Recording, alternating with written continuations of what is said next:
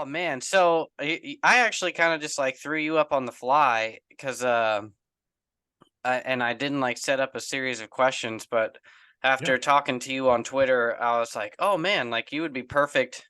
You're exactly the kind of person that I'm like looking to talk to about like more of the business back end side of comic creation, comic book marketing, because that's your world. Because Mhm. have you created any comics, or are you totally on the back end? I have not created any comics. I have tons of ideas, and I have people who I want to write with me, but have not done it yet. All right. Well, good job on the liquid kill in the back there, Yeah. along with the rest of the killer lineup. But yeah, so I guess I'll just start by saying, let my viewers know who you are, what you do, how long ago you got started in this space, and how you've grown over the years. Kind of just celebrate yourself as if, like, that from your Yeah, man. perspective, where you've grown. So I mean, you and I have met a few years back now, right? It's been a few Yeah, I years. think it's like been 3 years. Yeah. Yeah, it's been a few years. So I met you because I was a podcaster. Well, I'm still a podcaster, and I had a podcast where we were talking about comic books and the industry and then what it takes to create these books, right? And that's how I met you and your writing partner, Aaron Crow, and all that good stuff. And so I naturally kind of went into this position of like where I had creators hitting me up for interviews, and then they were like, "Hey, I know you could probably make some videos, do this." This was around the time when I was working with Scout Comics as their social media marketer. Oh yeah, I forgot you did that. So I'm a podcaster, social media marketer. I was doing all the promotion kind of stuff, and it just kind of fell into my lap.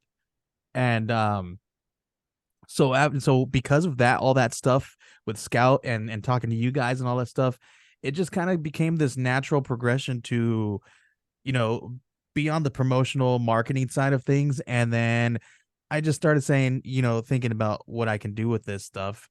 And people started paying me, man. And I was like, oh, well, I didn't think you guys were gonna do that. So cool. I'm not gonna not accept some money from this, right? So I'm just like, cool, yeah, sure, I'll take it.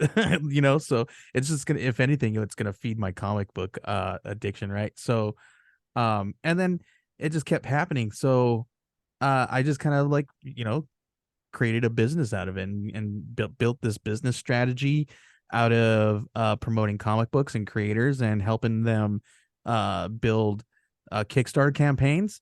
And out of that, we my business is called Geek Collective, and what it was is it was a podcast network at first, and then we went into the advertising with all that stuff, and then we kind of opened up our arms and legs there a little bit to the creation side of things. So we are now a full service comic book studio where we have actual creators that do artwork, that do trailers, they do graphic design, they also do pre-press.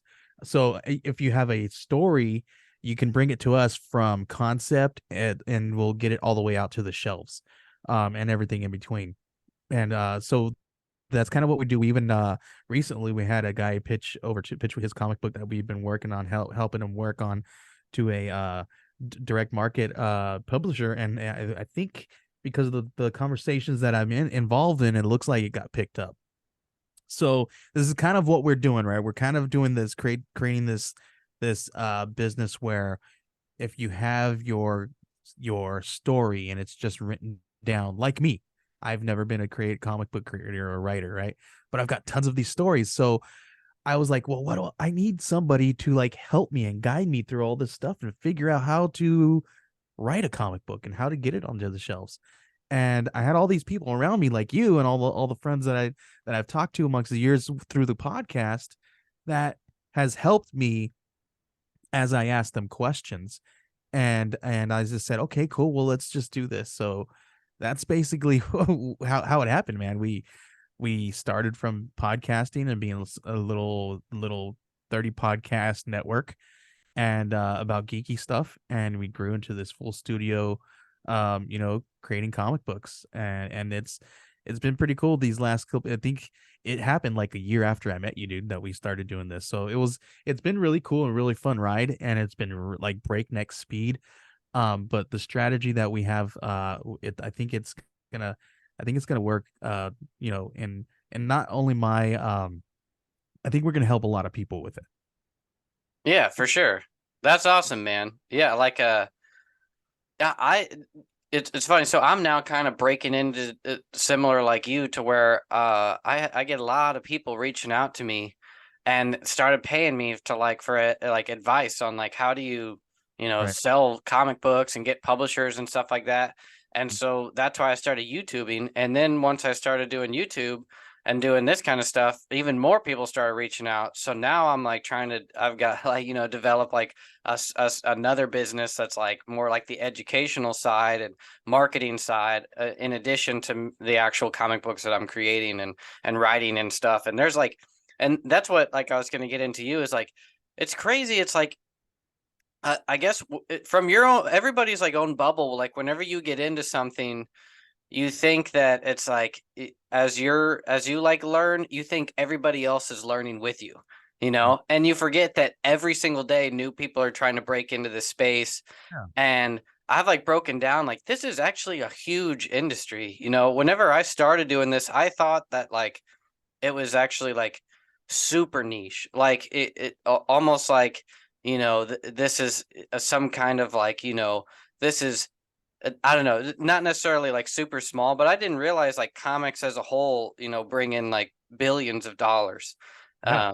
And that even independent comic books are bringing in, you know, almost like well over a quarter million. And even like the Kickstarter comics are bringing in, probably 50 to $100 million like every year.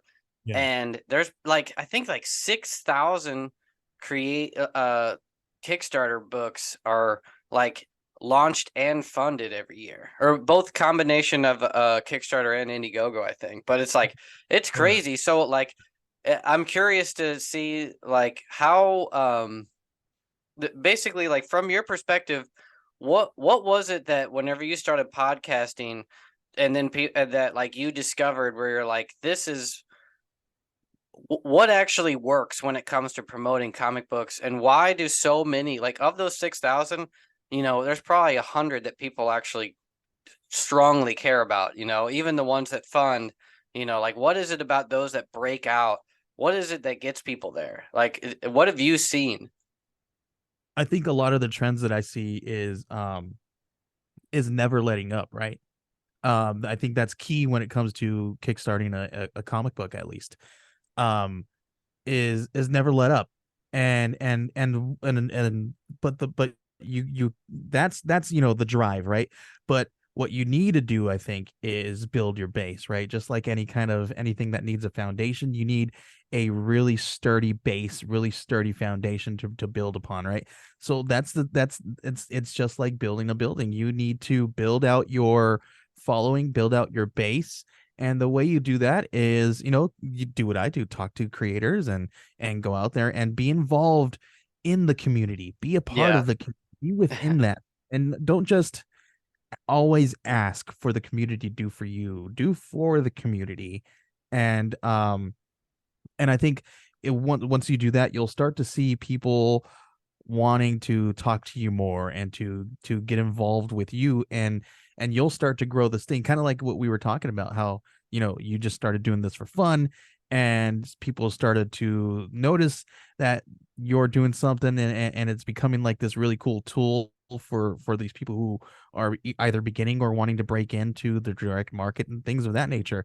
And and I think that's kind of what we need to do, right? We need to have, number one, have tools like this. But I think when it comes to growing something, you will naturally see this organic growth where you're like, holy crap, this is really happening this fast.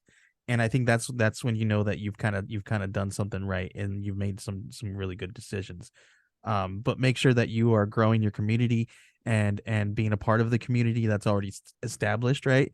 Um, and it doesn't hurt, backing as many Kickstarters as you can, right? Yeah. Even at $1, you know what? drop a dollar on there, and what that does is tell everybody that follows you that you've backed to that campaign, right? And then it also, when people start to scroll through Kickstarter, they'll see that you have backed all these different things, and they're like, holy, why is Joey or why is Max throwing money at all these Kickstarters? I got to check this out. And it's like one of those word of mouth things, right? And I think this this business still is kind of like a word of mouth kind of business, even though yes, advertising works, yes, going on podcasts and live streams and opening yourself up to other people's communities and things of that nature work. But I think it still comes down to a word of mouth business, and you have to, and the way that a word of mouth business strives is you have to have quality product, you have to have things that work, and that have been proven to work. Gotcha. Yeah, no, I mean, you're definitely right. Where it's like, no matter what, it's like you can hit on all levels, and the bad word of mouth will just stop you straight into zero. Like, and then you have to like work backwards and be like, okay. Luckily, like that's what's cool about all this is it's also like what kind of like sucks about it is like how broken up into different groups like the indie comic scene already is. It's like there'll be people that are just die hard for like their creator or their series and just trash talk on like everybody else, and then like especially like the political drama that goes on. But it's super like it's tough to just like I guess like from a traditional marketing perspective to where it's like you can't just totally rely on just like throwing out numbers. It's like at the end of the day, everybody in this scene is like really adamant about being in this scene, and everybody talks to each other. And basically, if you're not cool, you can be cast aside quick. And it's interesting, like witnessing that firsthand on like both ends of the spectrum. I've had like basically like a lot of people like super hype me up, and then a lot of people super trash me down. And but I guess, man, like my question, from like your end, the way that what like how often are you getting creators that are you getting people that you're working with or promoting that already found publishers, or are there people that are like not, or I guess basically I'm trying to figure out is like how many people are from the get-go already being like, I want full control, I'm self-publishing, I'm kickstarting, help me out here, and how many are like on the other end that are just like, I'm trying to get a publisher, I'm trying to get like as much exposure as possible, can you help me get that direction? Like, is it split? Do people even think about it like that? I think a lot of comic book people are always thinking about how can I break into the direct market, right? That's always in the back of my minds. And you can always you can tell me till you're blue in the face that that's not your goal, but it's everybody's goal, right? My goal is to get into the direct market with a book, and I haven't even written. I mean, I've written some stuff, but I've never published anything, right? So, and that's my goal, right? To get into there. We always, I think it's this natural thing to want to be able to go to a comic shop and see your book on the shelf, and the feeling that it feels like when you see it is like nothing else, right?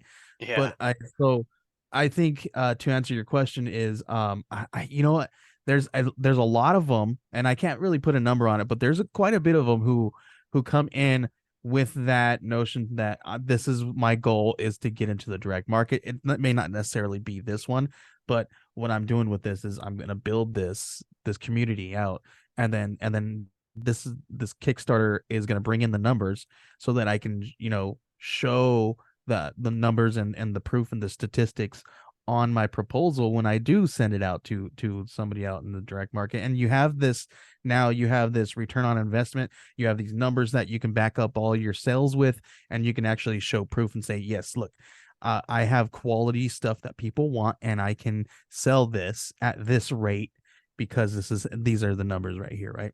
Oh, I think yeah, that's okay, yeah, that I think totally that's makes what sense. I think that's what Kickstarter is for a lot of people. I think it's if we use it as a tool to show proof of sales and proof that that this is something of quality, so that you can go and say, here we go. This is something that you should be able to pick. You want to pick up because this is marketable.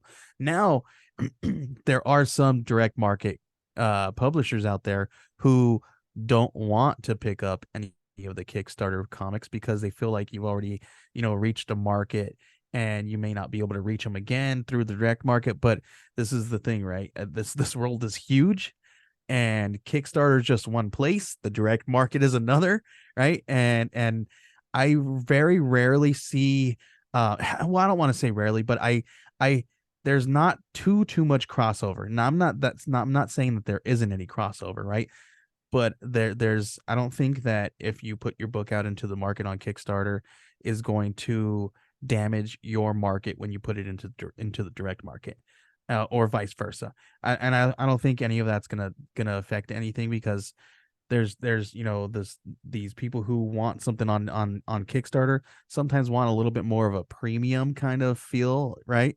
They get Yeah. to see, that's where you can do all those extras. You can do those things that you can't really do into the direct market, right? Because of page count and then all these different things that they put rules on in the direct market. You can't really do that, right? So that's, I think Kickstarter is one of those places that you can do those premium things, or you do those extra back matters, or you can have like little many things in between that you can do and drop into your campaign that you can't really do with a direct market campaign. That's kind of my whole spiel, is like, this now is the perfect time to try to do all this stuff, because like we have like it's set up almost to where it's like, if you try to put out the best thing you can, you're gonna be able to have success, because it's like, even if you don't get picked up by a publisher, you can build an audience and proof of concept through Kickstarter, and Kickstarter can allow you to like profit fast, because you can sell things at higher than, retail rate. You don't have to sell your books for $4, $5. You can sell them for 10, 20. You can immediately start selling digitals and merch and stickers and stuff like that. And you can actually like fund it and profit, and then still be able to then go through the direct market, because there's art, like you said, it I've seen, for a good example is The Exiled. So the Wesley Snipes Exiled book, that was a Kickstarter funded. I think it raised almost 200K, and then it went to the direct market, and its initial like issue 1 sales launched at over 100,000. And it's like, and I think a lot of there was like some crossover of people that backed both the Kickstarter and who bought in the direct market, but I would guess that probably like a good 80% was all new, and a lot of it was probably like collectors that are like kind of bulk buyers and stuff like that. But in a general sense, like that's sort of like an anomaly as far as like Yeah. breakout success. But I've seen that over and over again, where it's like you can have success in both worlds, and that can like super start jump launch your career if you go about it in the right way, and you basically just go balls to the wall trying to make it as high quality as possible. And then the example of Exiled, like it, even getting like celebrities involved, I'm not exactly sure how they went about that, if like he brought it to them, or if they reached out to him or anything. But in a general sense, like Sure. that was a part of their marketing Yeah. plan, is like, all of them involved, including Wesley himself. It's like, we're going to use his name to sort of kickstart this thing. But and And I then know the once you've guys. done that, yeah, like there's like a third avenue where this whole world is set up to. It's like, once you've there's launched on Kickstarter and or the direct market, you then have the convention circuit, and Mhm. the convention circuit, I didn't realize until just like It's a last different year, thing, right? whenever I went to New York Comic Con, how obscene and profitable that place like that is, and how much like like the A-list creators are doing that, but also like people like you and I that are not necessarily directly involved in like creating comic books, or like having like an artist alley booth, but just like having your, like, you could have a Geek Collective booth where you come up with stuff and then also sell your services and stuff like that. And there's a lot of people out there, and like that's their life, and they're living the life. And I'm like, what? Like this, I didn't realize like this was like a whole thing. Like I had so much fun, and then started going to more and realizing like, yeah, like I didn't even realize that this was like, it's, remember like with movies, whenever a movie like it goes into theaters, it's like it's not done after it goes into theaters. There was then the DVD sales, and now movies are totally different with streaming. But like it's this right now with comic books, because they're a collectible. You're basically in like two different markets. You're like first like launching to readers, and basically that's like going like live in theaters. And then you have this whole nother secondary market where it's like going on tour, like you're a band where you're traveling, selling merch, selling your comics as collectibles, going on whatnot, or auction sites and selling like exclusives and doing other additional print runs and metal covers and all this stuff, and hosting events and things like that. Like there's this whole other secondary thing. I'm Yeah. just going off on a tangent, but yeah, it's just Oh, but interesting it's that it's true. actually like it's almost like there's three different like avenues, and then there's a fourth one now where it's everybody's like trying to figure out like what's gonna dominate the digital space. Mhm. I don't know like how much that is in your world, but at least in mine, because I'm starting to break into like the Web3 digital space where there's people. Have you dove into that at all? As far No, I as like haven't. it's so like right now, like ever since comiXology like kind of got all weird, and now there's like global comics and like Oh, yeah, yeah, yeah, yeah, like there's not really a core yeah, hub of like where people read digital comics. yeah, There's Webtoon and Tapas, but like as far as like books that go to the direct market, and then like what's the digital platform that they simultaneously go on? It used to be yeah, comiXology, but yeah. now So there's that was mostly rising global comics. players, Yeah. and one of them is like there you can now, in like what they call Web3, basically it allows for exclusivity in the digital space, so you can have limited print runs and not have people like to where you can like download comics from a video game. You could be playing Grand Theft Auto, and like find a comic shop in the game, buy a comic from the game, download it onto your like wallet on your Xbox or your whatever your platform is, even your phone, and then transfer it to your mainframe or whatever, and post it on your wall of your house through like a projector. And like there's all kinds of crazy stuff that's being built right now. So it's like Very there's that cool. whole I know space that. at the same time. There's a lot of it's like it's a perfect time to get into Yeah. comic creator on comic books. I feel like it's like it's I have growing, to agree. but not like so fast that it's like impossible to break in. It's basically like if you break in with quality, and like you said, if you Yeah. stay at it and just are dedicated and don't basically give up or just try to put in like crappy products, you're gonna be able to build a following and be able to be successful to some degree. Yeah, I like the whole global comics thing, right? And then I have a buddy who is overseas in Australia, and he's creating something that's very similar. But he's trying to take it a little bit further. He's trying to create you put your digitals on there, you have your digital marketplace. But you can also crowdfund on that page.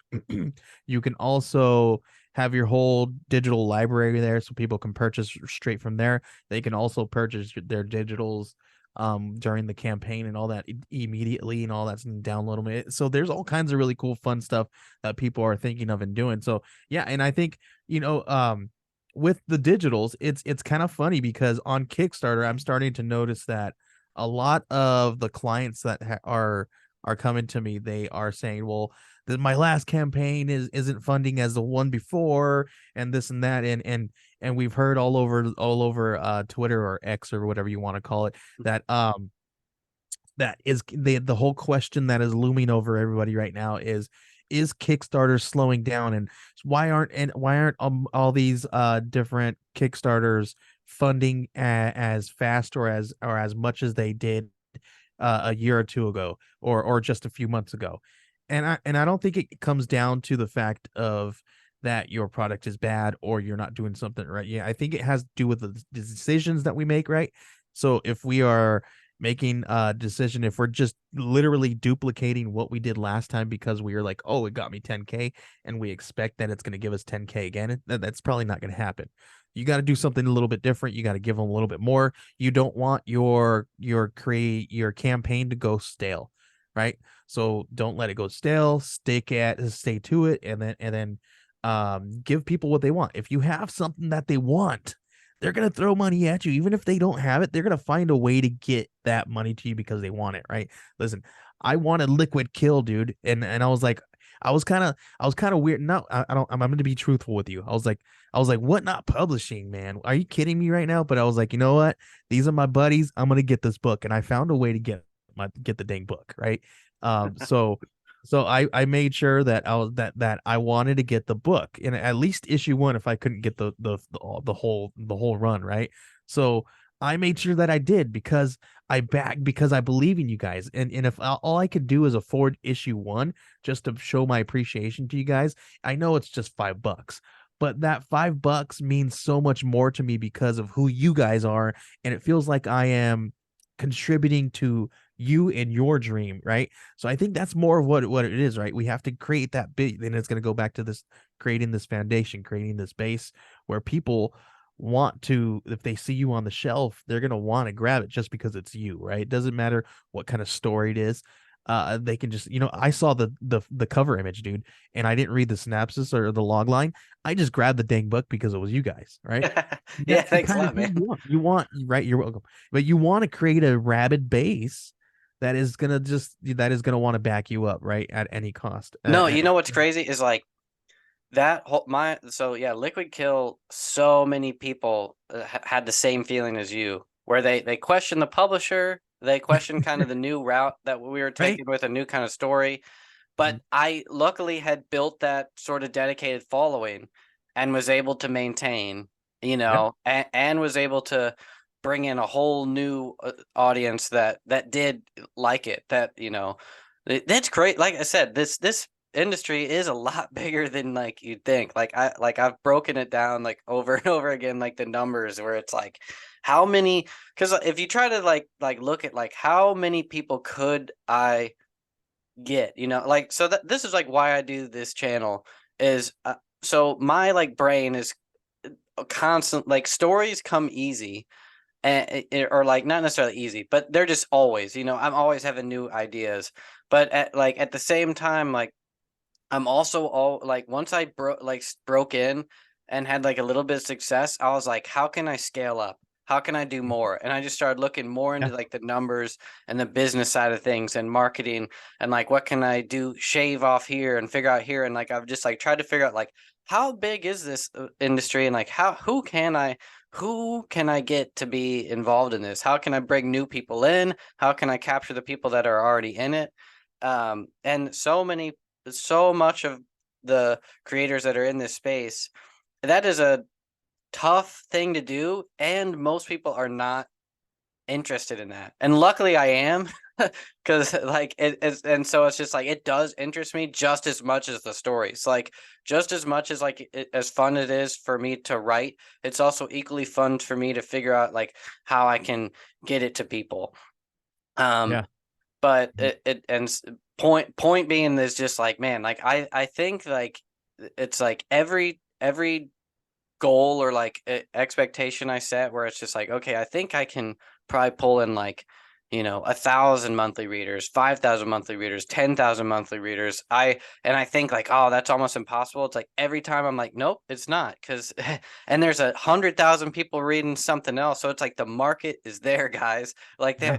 there are literally millions of people that read independent comics, and that they might only read a handful, in the same way that like a lot of people only read or like watch, like the movie theaters, like first of all, it's like only a select few make it to the theaters, and then what's in the theaters only a select few to people actually see, and then there's an even more select few that a ton of people see.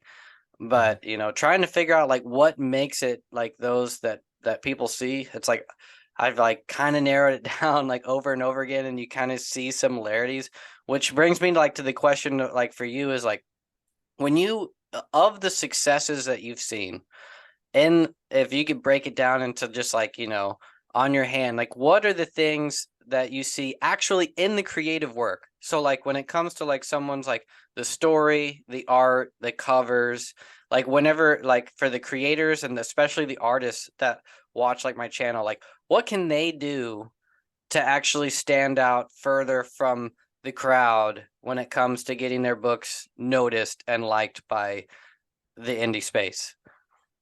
I think that's one of the hardest things, right? Is to stand out. Like you said, there's literally millions of people out there who like comic books, but at the same time, there's people out there who don't know that comic books still exist, Yeah, and it's a there's wild paradigm. there's tons and there's millions of like thousands and thousands of people who don't know about comic books still existing, right? Which means they don't know that there's places like comic shops or Kickstarter, right? So how do you break out from the people? How do you stand out above the rest with the people that are here right now, right? And then how can you now step out past that circle and reach the people who don't know about this industry, right? And I think it's that's the hardest thing right now is but at the same time it's also very easy, I think, is because if you have something that people want, they will froth at the mouth to get it if they want, if they, right? Think of it like the NFL, right? um and they created this brand, right? They have the NFL, who's a brand, right? And then underneath the NFL brand, they have these different uh um football teams, and the football teams have their own different brandings, and they have all their different swag and products and items that they sell, right? You can find, if you can go to one of those small little bodegas on the corner, and you can find something NFL in there, right? You can go to Walmart or these big box stores and find something. You can go to a convenience store and there's going to find something, right? It's because they create all of this product, they put it everywhere, they put it in every single market that they can reach, right? Because it's something that people want. And Yeah. I think that's the key. If you have something people want, put it out there in every single market that you can.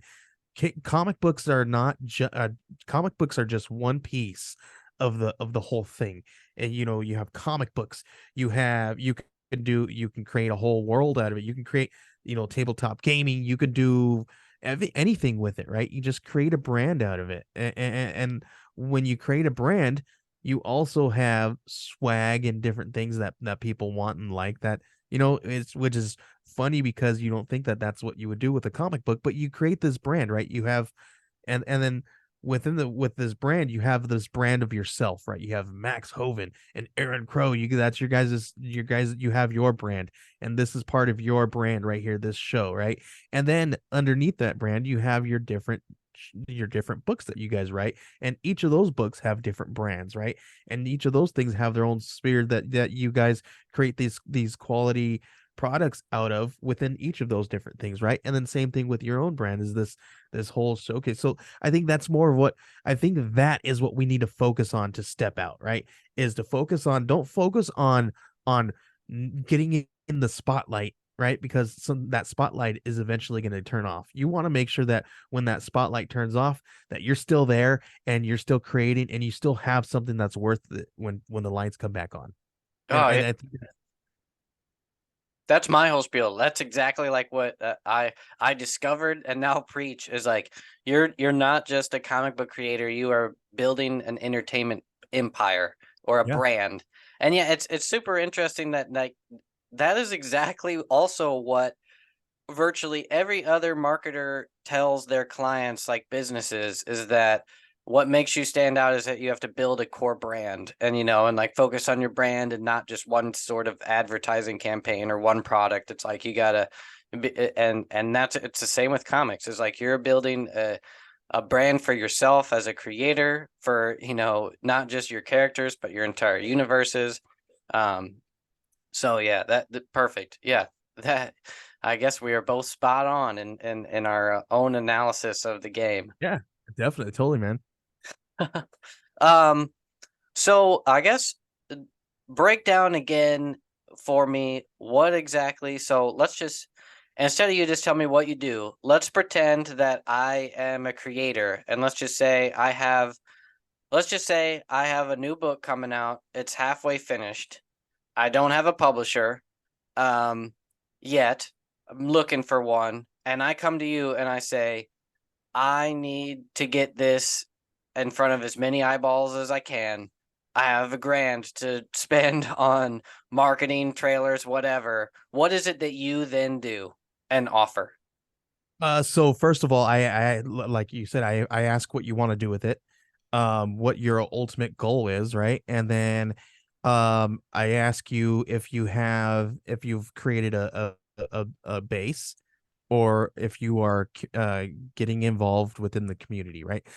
I ask those questions before I even talk about the product, because I want to know if you have branded yourself, right? Because that helps me understand where I'm gonna be with when it comes to create to pushing the product for you, right?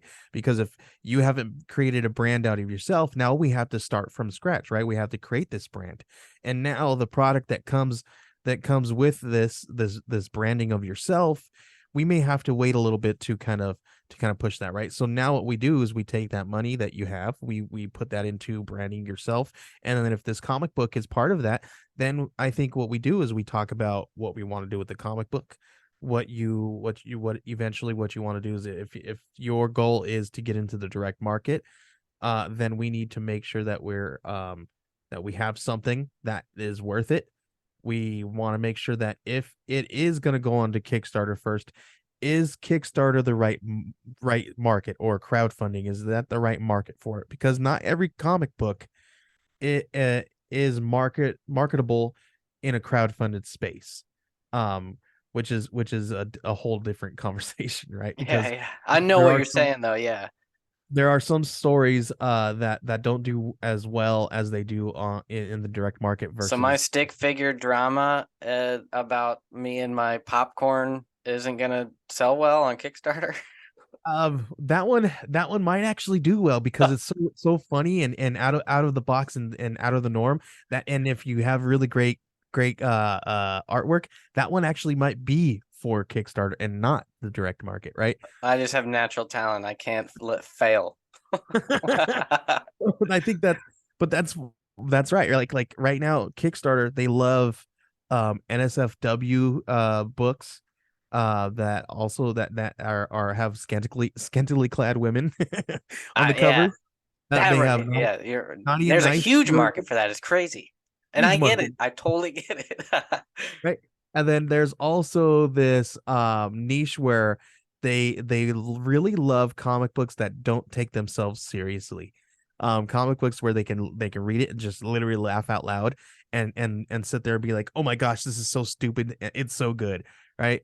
And the artwork can be amazing, the art and the dialogue's awesome and all this stuff, but ultimately, they really love that kind of stuff. There's children's books and stories do not do well on Kickstarter. I don't know why, for the life of anybody. If you are kickstarting a children's book on there, and you've done really good, dude, more power to you. And I want to know what you're doing different than Dude, anybody else. the market for the children's book is Amazon. Like I talked to like authors in the traditional space, novels and stuff, and that's where people are crushing it. Is people writing children's books and going through KDP. I'm like, dang, I mean, they're crushing it hard, like And making then hundreds of thousands of dollars. also getting that book into libraries. If you Yeah, get there's like a and mass. What it is like they can hit big bulk sales because they can reach out directly to schools and be like, "Will you guys buy 100 books?" And schools will have a little budget, like whatever it is, $300 for reading day, and they'll reach out to just 1,000 schools. 10% of them do a mass order of 100 books, and like yeah, and they'll crush it. And it's like yeah, it's children books and things like that. But in there's comics even or Kickstarter, yeah, it's a different market. There's even a resource for children's books and children's stories where I forget what it is. I can't I can't remember the name of it off the top of my head, but it's this catalog that these people publish and put together, and these catalogs go out to every single library in America. That's how they order the books to be put into the library. So if you can get your children's book or your comic book onto that resource, then you're freaking golden, because it's on that one, because this is literally, it's like diamond for like libraries. I think it eats what feeds it must have gotten onto some kind of list like that Mhm. because huge chunk of the fan base that I have for that like made it like kind of blow out success, it came from libraries. Yeah. And people like saying they read it at their local library or on Hoopla, and I'm like, dang, that's crazy. Like Yeah. I don't know what yeah, I'll have to look deeper into like how that happened, but yeah, definitely the library scene. And like you said, if there's a catalog, let's figure out how we get in there. Yeah, I think I have a resource for that somewhere. I have all those files and all that stuff set aside so that like if anybody ever asks for that, like we have that resource, right? And that's one of those things that we do as a business. We make sure that we have these resources. I think we have an obligation to research these things and to take a look at these different resources so that we can know, okay, we have a place to put you, right? So because that's one of the biggest things, right?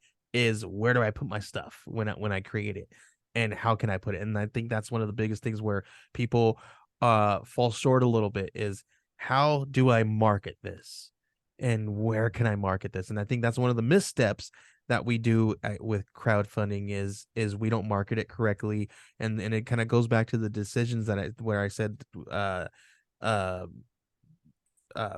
funding a book or not funding a book on Kickstarter comes down to the decisions we make, whether we made a good choice.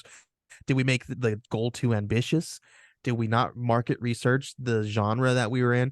You have to do all your homework, right? Because you can't just, you know, slap a story together, pay some artists and some creators to finish the book for you, and then just toss it up on a crowdfunder and and and just think that it's going to fund, right?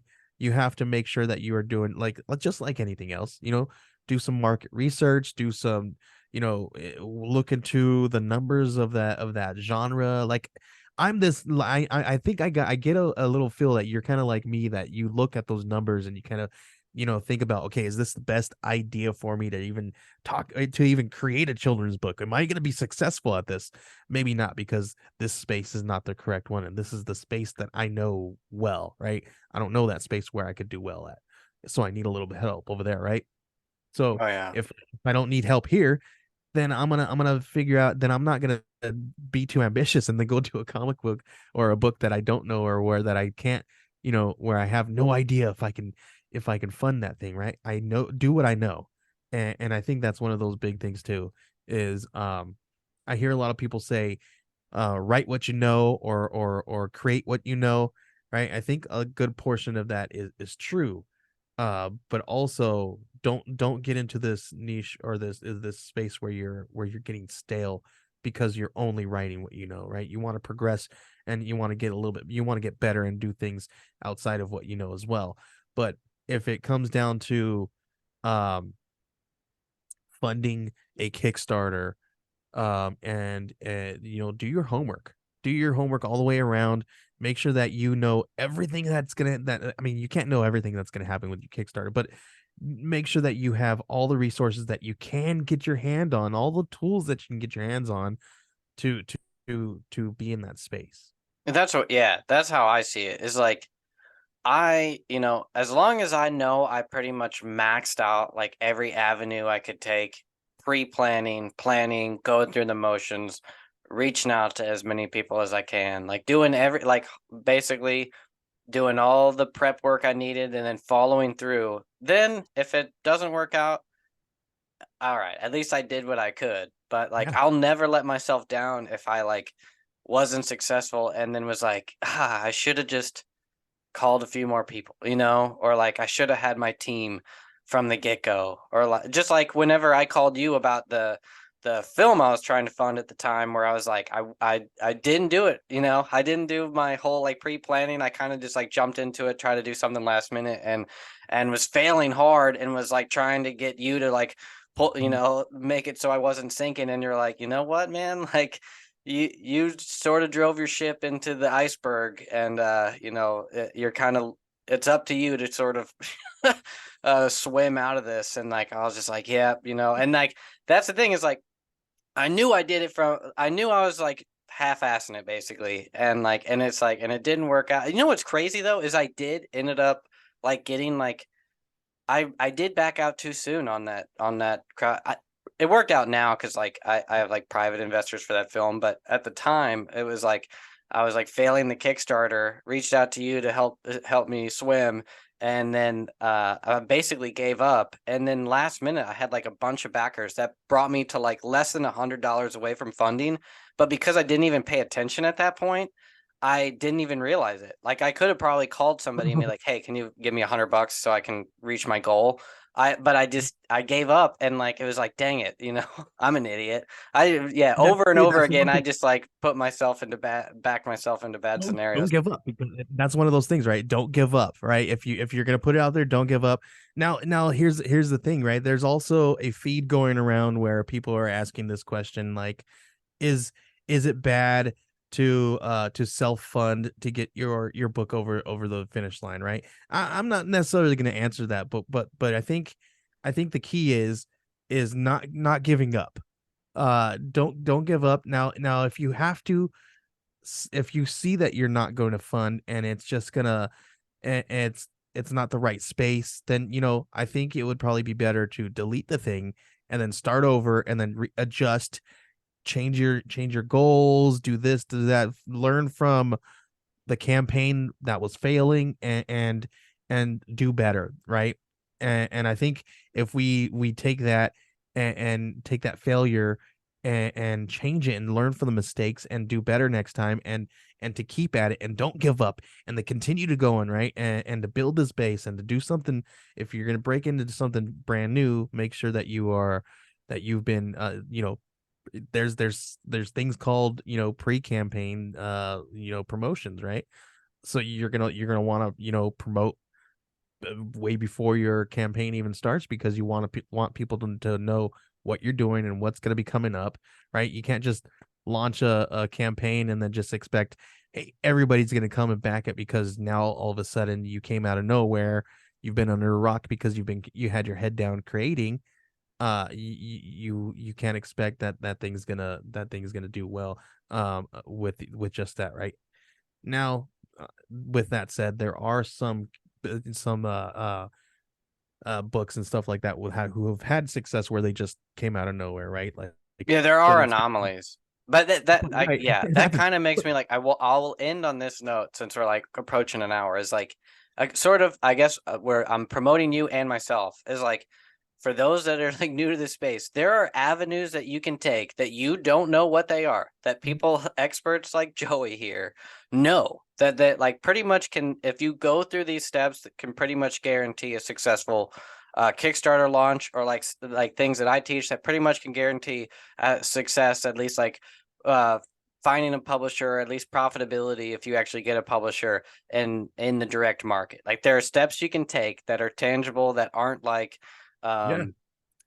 um like unfathomable, that require a bunch of money and ads or anything like that. It's just very practical steps that you need to take to basically build your core audience, actually prep work at least like 6 months in advance, and like there's a series of motions that you can go through that can almost guarantee success, as long as you actually go through those motions. They may not Yeah. guarantee breakout success. There's always like levels of magnitude that are sort of like, that's the cool factor where you can become a phenomenon. But at least when it comes to just like reaching a goal, breaking even on your investment, that stuff that's pretty much straightforward, can be set forth, and you don't know it, but experts like us do, because we've been doing this for trial and error for the past like at least like 5 years or whatever.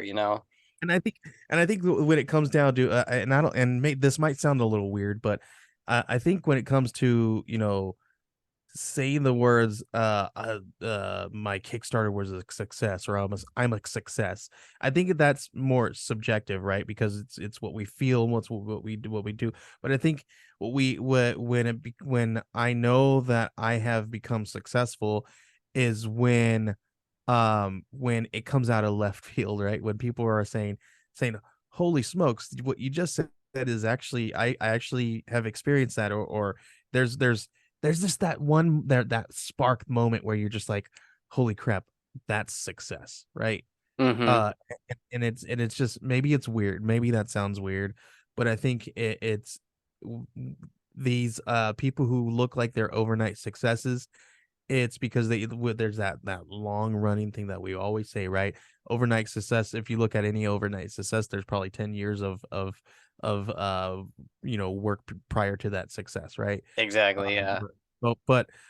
I think that's true, right? You put in the work, you don't give up, you make sure that you have something that people want. You will always succeed if you take the right steps, you put everything that you can into it, use all the tools that you have at your fingertips, right? That doesn't necessarily mean that hemorrhage all the money and throw all the money at it, right? Because that's not necessarily the answer either. You just want to make sure that you are um following your trends. If you're looking at your last campaigns, look at what's working, what's not working. Like if your digitals are your best sellers, lean into that, right? If your NSFW books are your best sellers, lean into that, right? Do those kinds of things and feel those kind of spaces out, right? Like digitals. You can create something tangible to go with those digital sales, right? If you want to, I'm not going to give any of my secrets away, but there's different things that you can attach to a digital thing, right? And Hmm. then give them something physical, tangible with that digital space, make it feel like a premium purchase. And you can now, where they were purchasing a $6 digital, now you can do a 5 to 10, $15 digital with something tangible attached to it. And it's a premium. Now it's a premium thing. Now these people are spending a little bit more. It's not going to maybe, push your campaign over the edge, but it's going to do a little bit better in that one space that you saw that was doing very well. Now it's going to kind of even these things out, right? Because now your digitals are doing well, and then you also have this other digital hybrid like physical tangible hybrid that you can use in your campaigns as well. And then now your numbers are kind of like evening out now, and it looks a little bit better where when you're looking at these numbers and you're like, okay, that's a success, right? That I thought of something, people loved it. That's awesome. Let's do this, right? And I think that's one of those things that thinks if you're doing a Kickstarter, step out of the box, step out of your comfort zone, think about this product as a brand, think of it as a consumer. What would you want to buy, and what would you want out of this thing? What do you think is I would really love to see a freaking liquid cool I would liquid kill figure or something, right? Like a little figure, like I've got some like Oh this, yeah. like Oh yeah. We're working on it. right, figures, or you could do different things, right? Like collector cards. Those are hot right now, which is, I don't, weird. Yeah, and Collector ours cards. would be perfect for collectible cards with our characters and stuff. Yeah, it's all in the works. There's a lot more Liquid Kill coming. That we got at least 2 more volumes coming. Like, yeah, that's And awesome. and I will send you a signed trade whenever they come out, man. Yeah, man, I appreciate that. I love that. I still have my I all my issues of it It eats what eats. feeds it. And then yep, it eats what feeds it. I think I have a trade of that as well. But yeah, man, I love that stuff. Nice, man. Yeah, well, yeah, I'll add one like final note that I was gonna say that you reminded me of is like everybody is trying to basically look for or sell the dream, where it's like, if it's like investing, where everybody's trying to say, here's the one thing you should invest in, or the one business, buy my thing and I'll show you how, like, the one thing that's making people millionaires overnight. And people, it's the same with comics, where like people are trying to, if people are like looking to be like, how do I become the biggest thing, or like, how do I turn my one book and like make it a movie, or like, how do I become the next One Piece, whenever you've only written one doodle in your notebook. It's like, but instead of looking at it that way, it's an equal and actual tangible thing you can do is, instead of trying to figure out how to go from zero to multi-millionaire overnight, is like, is there steps I can take where it's like, it's just like working out. Everybody knows that if you work out you build muscle mass or whatever, like, it's the same with building an audience. And developing a brand. It's like if you just do a certain set of things every day, every week, every month, every year, within 5 to 10 years, you're going to see a huge tangible difference that can totally change your life. And it's like, Yeah. just learn those steps that you can take, and because they're real, and it's not out of your reach. It's just a little bit at a time and actually following through. It's exactly like working out or trying to like dieting with losing weight or whatever. It's you only get caught up in a tangle whenever you try to go from 0 to 1,000 immediately. Yeah. And then you get upset when you fail. But Yeah, man. that's I Like could I, talk forever. I didn't start this thing, thinking that I was going to create a full service comic book studio, right? I thought I was just going to like, hit up my friends and like talk about comic books that we bought that week, and then that was it, right? Instead, I had comic book creators like emailing me asking me to do interviews because there was there was a void right back then, and where now there's a lot more. There's still a small amount of podcasters and live streamers that in this space, right? um but I think I digress. But I think what I'm trying to say is I didn't start out here. I started out small, and I continued to grow. I didn't grow fast too quick. Now, I mean, 3 years is probably fast, but still, I I took it slow and easy. I did interviews. I talked to people. I created this community. I jumped in the middle of their communities. I stayed in the know. I read these comic books. I became a part of your scene, and then because of that, people started to notice that, hey, Joey's doing this thing now, and he's been doing it a little bit time now. We've Within these last 2 years, we are involved with 26 campaigns. Two of them were unsuccessful, 19 successful, and then we have five in either pre-launch or the pre-build phase at this moment. So, I'm not an expert. I don't know every single thing about marketing your comic book and doing this, like, because I'm learning every single day. And I think that's what it is, right? You learn everything you can, get your hands on all those resources, build a community, be part of the community, and give back. And and and when you do all those things, I think your success, or I don't want to say success, but I think that people will back you when you do those things a lot more. They will do that a lot easier for you. Yeah. Well said, man. Yeah, it's awesome. It makes me really happy to see you being successful and growing, especially since like we've kind of grown together. And like I remember whenever we did our interview with you, I think you were one of like the first interviews I had ever done to promote It Eats. And it's like, wow, we're like really ingrained in a really awesome industry. I mean, look at like your wall. Like it's just like that's the world we're in, like that's one of the coolest things. I feel like if look back whenever I was 8 years old and could realize like, oh yeah, you can be a part of that world. Hmm. It's just awesome that we're in it, man. And it's crazy. Like you didn't think it would be like this, but Have a yeah, book it's up fun. here that's signed by I can literally say a friend of mine, because I you know what I mean, like, because of interviews, right? I had the chance to interview and talk to Brian Augustine, right? He did Gotham by Gaslight, right? So Nice. like a legend. And he lived here in Arizona. He lived like literally like 10 minutes away from where I lived in a few years back.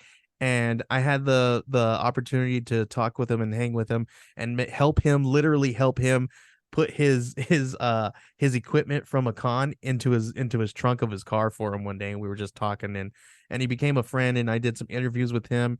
And like, I never thought, the kid that bought those comic books, when I was like a teen, would eventually call some of these people friends, right? And it's freaking crazy. And it all started from just, loving the heck out of this thing, right? Now I'm helping people create comic books. Like, this comic book over here, dude, it is one of the ones that we are publishing through our little comic book publishing arm, and it's going to be coming out possibly next year. And it's called Remember, and it's from you know the guys from Black Cotton, right? You got Patrick Yeah, yeah, for Dufour sure. Yep. and Brian Hawkins. They've created that story, and they've got a really great writer. His name is Damian Becton. He wrote the story, and it's a really cool story about two detectives come across a dead woman in the woods, and they find out quickly that the dead woman in the woods is a relative of one of the detectives, and they have to find out who the killer is before they come after them. So it's a really cool story, really like this really cool detective story, revenge story, and that one's going to be coming out hopefully next year, and stuff like that. So we have a handful of those things that we're doing with them right now. We have an anthology that we're going to be dropping here in October with with another creator. It is not going through us, but it's under our Kickstarter page. It's called Don't Push the Red Button. It's an anthology with all Oh, I kinds of saw really, that. Yeah, that looks cool. Yeah, I know that short story, Button. So yeah, that's gonna be a cool one. and it is based off of Button. Uh, Nice. and it's a really cool looking story with Francesca Fantini artwork, and Leanna Kangas cover as well, and all kinds of really great creators on that one. So that one's gonna be dropping at the end of October, going into November there. So that one's we're building that page out right now. And listen, I've never built out a page for an anthology. What we've been involved with like doing PR and marketing for some, but it's a little different from doing a regular comic book, because you have to fit all those creators on that page, Yeah, yeah. and not You know, make I've that never just tried to do such a thing, but yeah, I can imagine. Yeah, you gotta like undertaking, do a man. mashup. Well, So thanks a lot, man, for coming on. I guess just close out, say your tags, where can people find you, your company again, and all that. yeah, you could find me, Joey Galvez 1984. That's everywhere.